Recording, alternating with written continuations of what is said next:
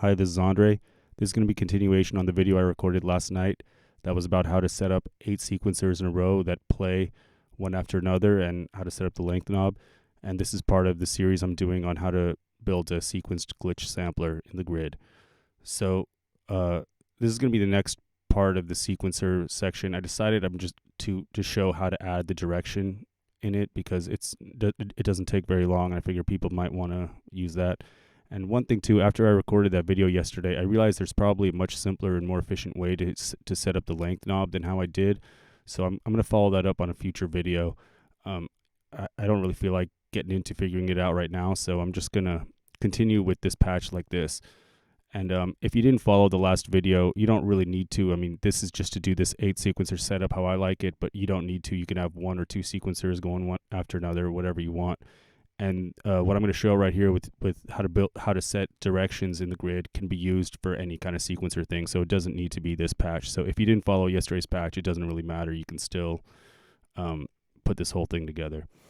So if you did follow the one from yesterday, this is what the whole thing should look like.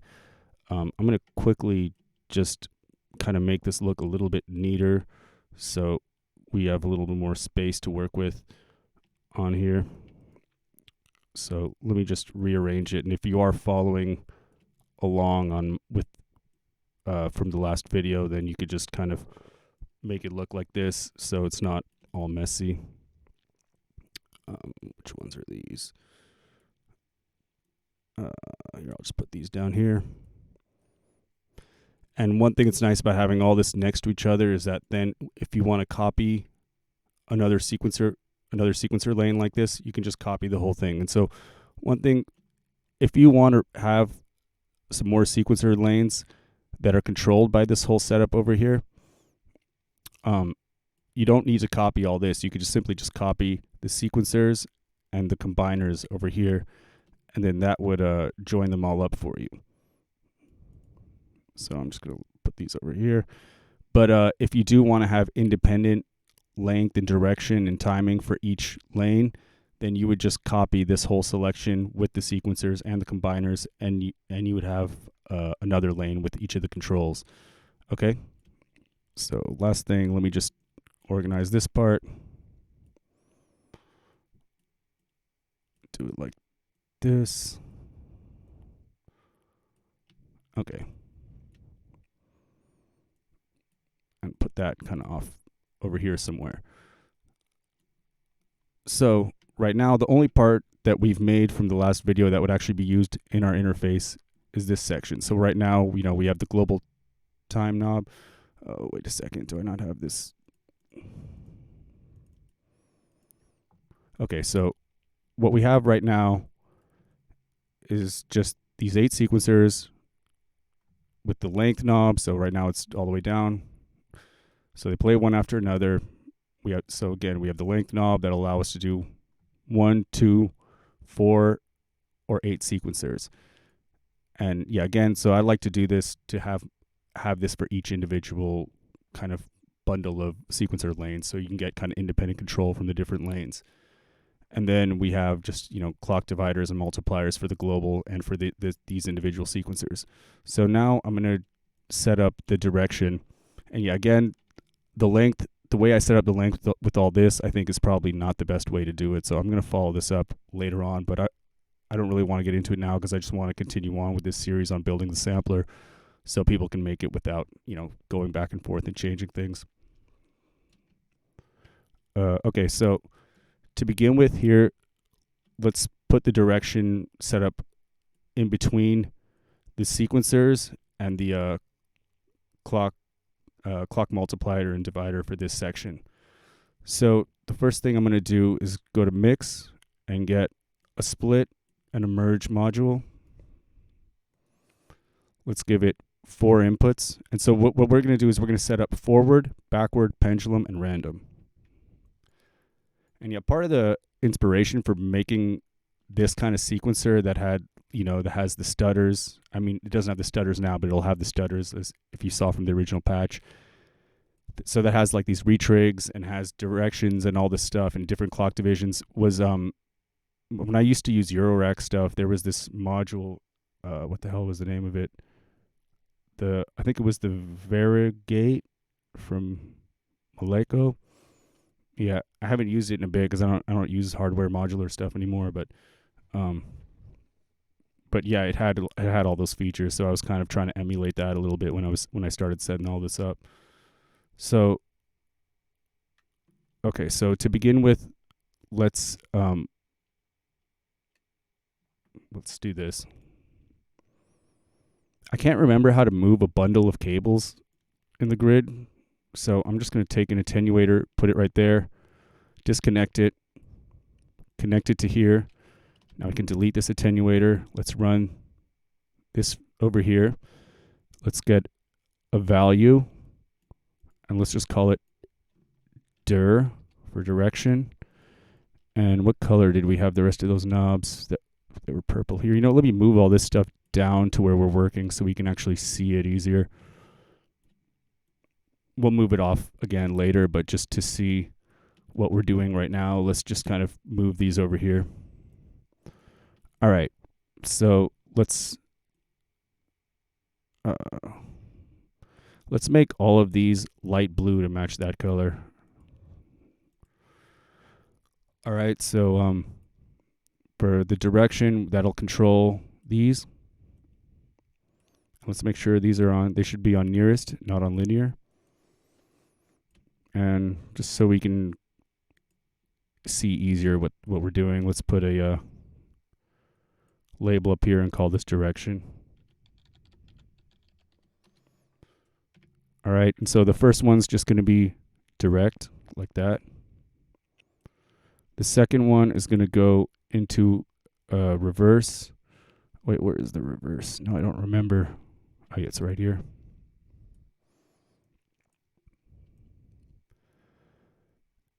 And then, so the third one is going to go into, let me see, how did I have it? I just took a screenshot of what I had. So, okay, so we're going to get a select. Well, first we're going to get another reverse. Let's get a select from the mix. So the next one we're doing basically is pendulum. We have now forward, we have reverse, now we're going to do pendulum. Pendulum's a little trickier to set up than the other two. So let's see. So we're going to run the two of them into a select. And then let me see, what did I have controlling it? I just got to look at this picture for a second to remember. Okay. All right, I see. All right, so we're going to get, excuse me, we're going to get a select over here. And let's run this input into the top of the select, and then we'll run this into the reverse. Oops. And run that into the bottom of the select. And then what we're going to do is we're going to get a constant over here. Let's move this out. Let's make this 0.5. And so basically what we're trying to do to make the pendulum work is basically get a phase that's double the length of our playing phase and say that when it's 50% of there, it's going to trigger a reverse. So yeah, that's basically what I'm setting up right now. So we can get this right here, run that into here. This will control the select. The select will come over here. And then the input of here has to be a few different phases because of our length knob. It has to change depending on where our length is at. So let's get another merge and select. And so if you didn't have a series of or this whole length setup that I have on here, and you just had a set length, you wouldn't have to do this step. You would just simply have to have a scaler making it double the time or half the time. Basically half the speed, but double the time.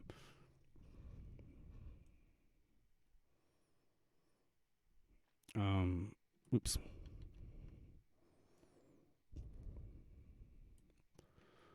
All right, so these two are both going to be at 4 and set to nearest.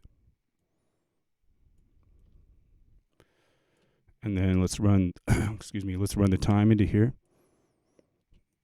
And then this is going to be controlled by the length knob, which is where now? Over here.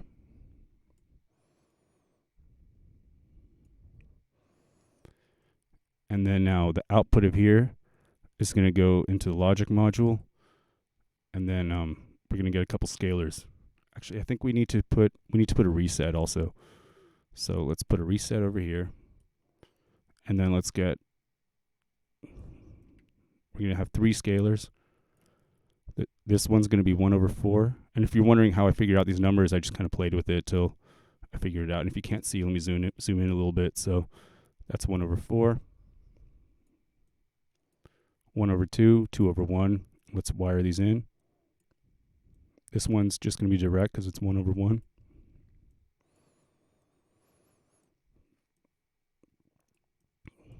And maybe let's just have a quick test now to see if the first 3 directions work. We haven't set up the random yet, but let me just peek and make sure that this all looks correct. That looks right. So let's see. So right now it's just playing forward. So let's put this on pendulum mode. Well, here first let's put it on reverse. And that should work whatever the length we're at. So if we're over here, or if we're over here. All right, now let's put it on pendulum. Okay, so that's working like a pendulum should. Let's put it on 8.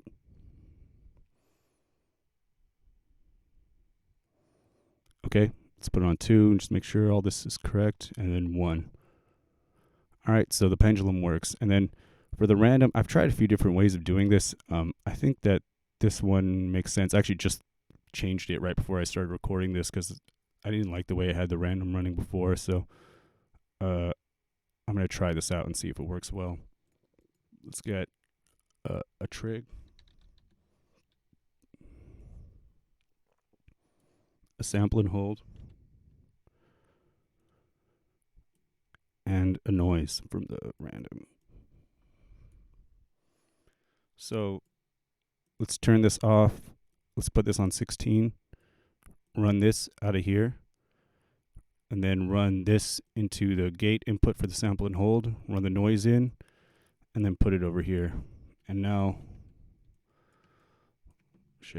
let's see if this works. Oh wait, so we're just on 1 length. Let's put it on 8. Okay, so yeah, that looks random. You're going to see them jump from the first position because each one of these sections has, the line over there. So it looks like it's jumping, but it should just be playing various hits all over the place. And then, yeah, if we bring the length down, it should be confined to these 4.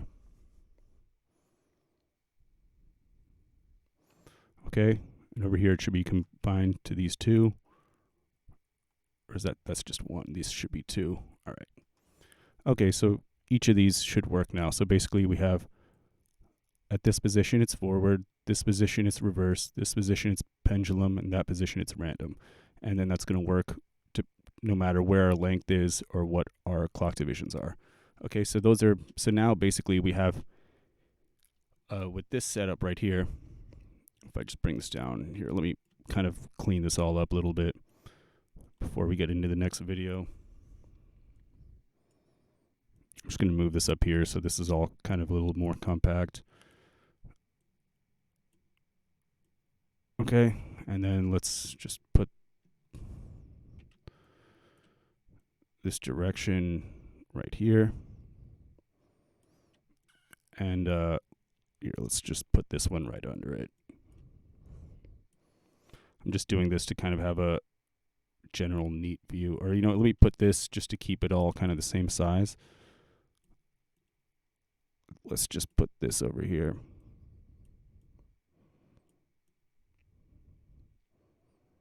And extend this out.